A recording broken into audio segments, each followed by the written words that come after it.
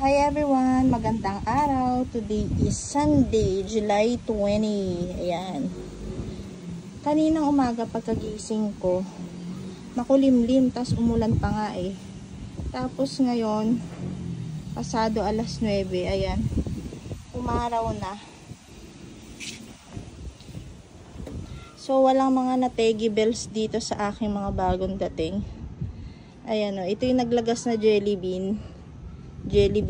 Tignan natin kung may malalaglag.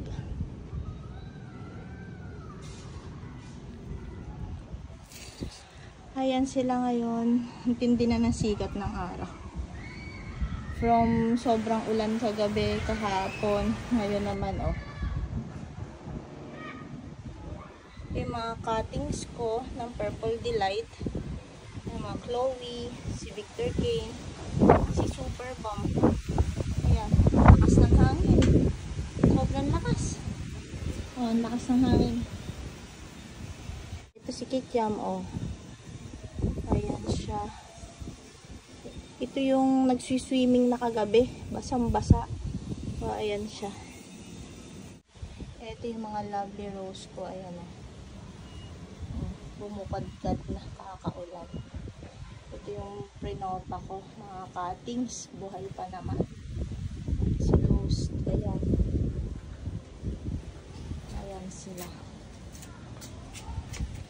Tapos, meron ako ditong nirepat. Ayan. Lovely rose yan. Ang haba, oh, ng stem. Ayan, ang haba na ng stem. So, ang gulo ng panahon ngayon. Ayan. Aaraw. Tapos, kukulimlim. Hahangin. So, ganyan ang panahon ngayon. At ayoko munang magrepat. Ayan o. Ang pangalan nito, Missing You. Ito, tinubuan na ng baby dyan sa stem. Okay naman sila. Na-survive nila yung matinding pag-ulan. Ang init.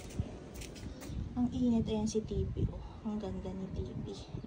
Ito naman si Flower Frost. Tapos si Nuda, si Cat's Claw, ayan si SP, Echeverria SP. So yun lang muna for today's video. Thank you for watching. Wala sa aking succulent garden.